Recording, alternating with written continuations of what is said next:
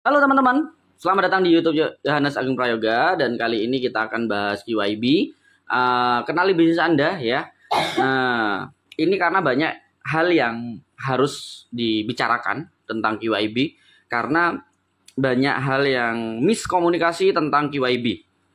Dan tetap saya undang teman-teman untuk gabung di grup kita di Telegram. Kalau nggak punya silakan download. Kalau mau silakan download di Play Store Telegram. Terus daftar seperti WA gitu itu dah. Terus habis itu setelah daftar baru masuk ke @pionermaju atau ke browser itu t.me/pionermaju. Nanti akan gabung di grup kita yang nanti berkumpulnya kita bareng-bareng dan bertanya gitu ya, saling sharing tentang apa yang ada di dunia ini gitu ya. Intinya menambah wawasan yang pasti ya tentang pertanyaan mungkin bursa dan segala macam. Di sini ada yang bilang OKX lulus QYB atau tidak, alasannya seperti apa. Dan masih banyak pertanyaan-pertanyaan yang bisa dijawab bareng-bareng di sini ya, agar semuanya lurus dan punya wawasan yang baik, terus tidak mudah dimanipulasi. Oke, sekarang kita bahas namanya QYB. Nah, QYB ini kita baca dulu lah ya, persyaratan kepatuhan bisnis untuk partisipasi jaringan. Untuk menjaga ekosistem yang aman dan patuh, partisipasi dalam aktivitas blockchain mainnet akan memerlukan verifikasi QYC, kenali pelanggan Anda untuk pelopor, dan verifikasi QYB, kenali bisnis Anda untuk bisnis. Secara keseluruhan, Pi bermaksud menjadi ruang Web3 yang aman tempat pelopor dapat memiliki koneksi eksternal dengan Pi yang mereka pegang. Bisnis dan mitra yang telah di QYB berinteraksi dengan pelopor yang benar-benar telah QYC dan sebaliknya. Bisnis dapat mengajukan permohonan verifikasi QYB di halaman web di sini segera hadir setelah Open Network diluncurkan. Pioner dapat melihat daftar bisnis yang telah diverifikasi QYB di situs Pi. Oke, di sini ya. Tapi masalahnya kan belum ada nih. Di sini masih QYB memverifikasi bisnis Anda sebagai entitas yang patuh, aman, dan sah pada ekosistem Pi untuk berinteraksi dengan jutaan pengguna entitas verifikasi QYC yang diverifikasi QYC.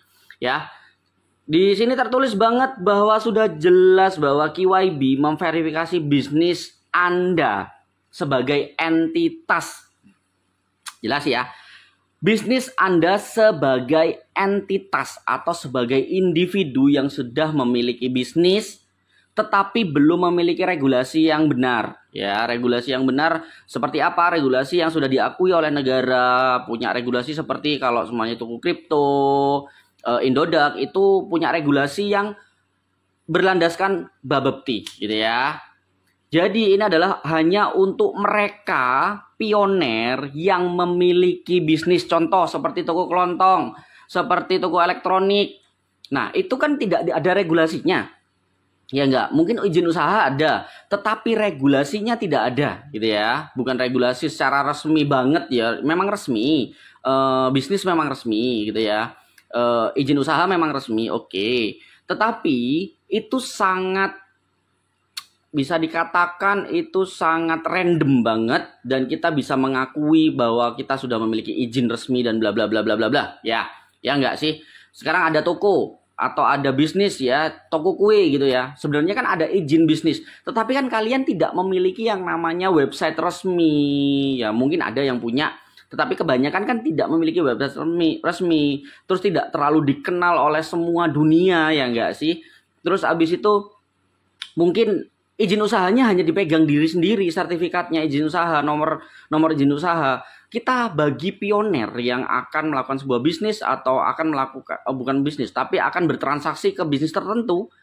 Pastinya kita nggak perlu namanya ke toko, mana izinmu? Nggak ada toh. Nah, makanya Pi Network itu memberikan syarat QYB agar bisnis kalian itu terverifikasi oleh yang namanya QYC, oleh core team gitulah intinya. Jadi nanti akan ditampilkan di dalam of P ya, map of P mungkin, atau nanti dimasukkan ke dalam web agar terdaftar bahwa kalian pemilik bisnisnya.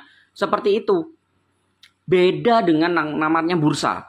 Bursa itu memiliki regulasi yang jelas, memiliki peraturan yang jelas, punya website resmi yang memberikan arahan bahwa saya sudah terregulasi di sebuah negara.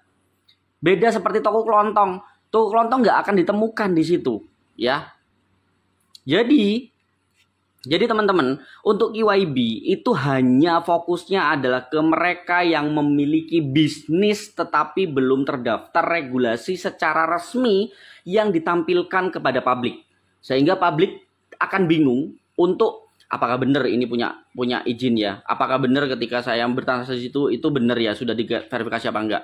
Makanya Kortim menyiapkan namanya KYB agar nanti benar di sini terdaftar ternyata di aplikasi P-Network atau website P-Network secara resmi gitu. Begitu. Nah, di sini kan diucapkan nih KYB, bentar, saya agak ke atasin. Pioner dapat melihat bisnis yang telah diverifikasi KYB. Ya, karena rata-rata bisnis lokal itu tidak ada yang namanya keterangan gimana caranya, apakah ini berizin resmi atau tidak dan segala macam. Itu fungsinya. Tetapi kalau bursa bro, ya teman-teman, bursa, kita ambil contoh, jangan langsung masuk bursa deh. Kita masuk ke Indonesia aja dulu, biar tahu namanya kenapa kok sangat berbeda, ya. Kita masuk Bapepti, peraturannya seperti apa sudah saya download dokumennya, ya. Dokumennya sudah saya download. Kita baca dokumennya itu, nah ini law decision. Kita baca. Nah, di sini ya.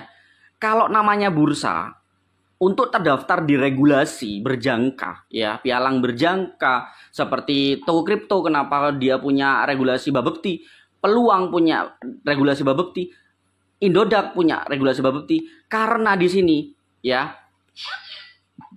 modal bersih disesuaikan sekurang-kurangnya yang terbesar di antara 500 juta atau 10% dari jumlah dana nasabah yang dikelola. Ya, nasabah yang dikelola. Terus pada saat modal bersih disesuaikan mencapai jumlah peringatan di sini yaitu terbesar di antara 600 juta atau 12% dari jumlah dana nasabah yang dikelola, pialang berjangka wajib melaporkan kepada bursa berjangka. Bursa berjangka wajib melaporkan perkembangan posisi keuangan pialang berjangka tersebut kepada Bapepti. Sudah jelas. Dari sini aja kalau dibandingkan bursa dengan produk bisnis lokal, ya jauh sekali. Apakah toko kelontong akan melaporkan itu ke Bapepti? Tidak. Ya, jadinya saya sering bilang di komentar bahwa kalau namanya bursa udah gak butuh yang namanya KYB. Karena setiap bursa punya regulasinya dan pastinya punya modal yang lebih besar untuk memang secara khusus melaporkan namanya ke Bapepti ke negara secara sah hukum regulasi Indonesia. Apalagi bentuk-bentuknya seperti Binance gitu ya.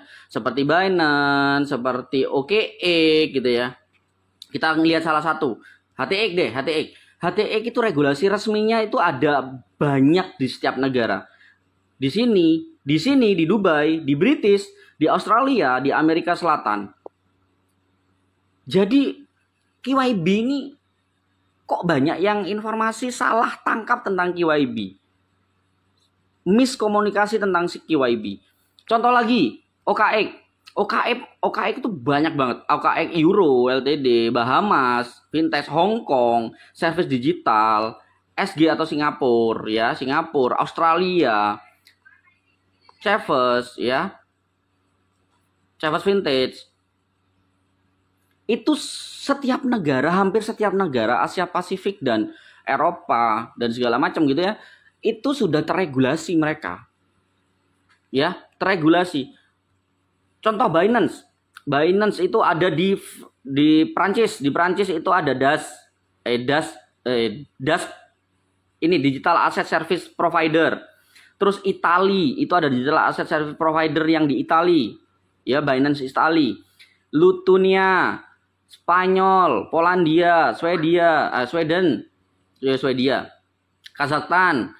Terus habis itu Bahrain, Dubai, Australia, India, Indonesia pun sudah menegakkan namanya PT, Aset Digital Berkat Trading as Toko Kripto. Dengan nomor Bapepti sekian. Jadi ngapain KYB lagi?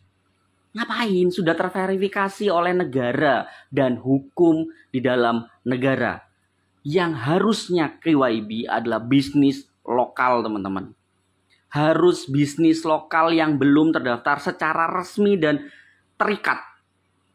Kalau namanya bursa, ya, itu harus ada dana mengendap.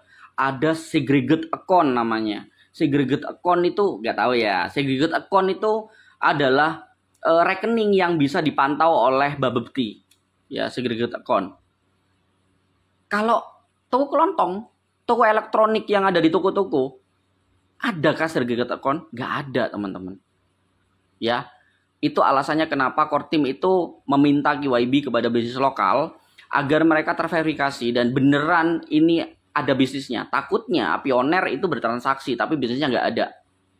Tapi kalau masalah bursa, ya nggak mungkin lah KYB. Sudah jelas regulasinya.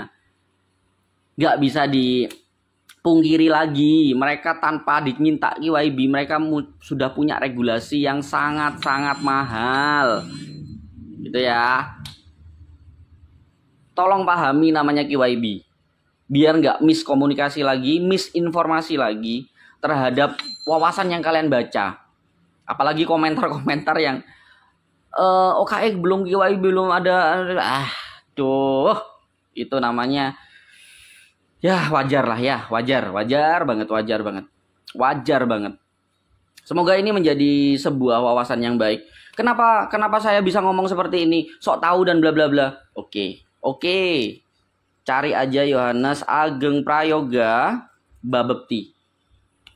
Dan cari kelulusan saya tahun berapa di Kementerian Perdagangan ya. Contoh ini. Klik, kita download dan kita lihat tingkat kelulusan aktualitanya ya. Nama peserta yang berhak mengikuti, ini yang berhak mengikuti ujian Kementerian Perdagangan. Nah, ini deh. Ini yang lulus kalau nggak salah. Ini daftar lulus. Wah, kok nggak bisa dibuka? Daftar lulus, saya buka dari sini aja. Download daftar lulus aktualitas yang ini ya. Ini yang peserta yang lulus ujian tertulis pada ujian profesi calon wakil pialang berjangka yang diadakan oleh Kementerian Perdagangan pengawas perdagangan berjangka komoditi. Kita baca dari bawah, nama saya mana ya? Di sini dia. Ya, saya dinyatakan lulus. Itu alasannya kenapa saya berani banget ngomong di sini bahwa KYB itu seperti apa dan alurnya seperti apa. Oke, terserah kalian mau percaya atau tidak, tapi ya sudah ya, namanya masih awam, namanya masih belajar ya teman-teman ya. Nggak masalah, saya nggak dipercaya juga nggak masalah. Karena nanti tanggal 20 itu akan cemerlang. Semuanya akan diketahui bahwa realitanya itu bukan GCV. Ya. Bukan GCV. Ya. Begitu saja. Semoga mendapatkan wawasan yang baik. Dan SDM Indonesia menjadi lebih maju lagi. Tidak mudah dimanipulasi. Ingat, tidak mudah dimanipulasi. Berada di komunitas yang baik. Gitu ya.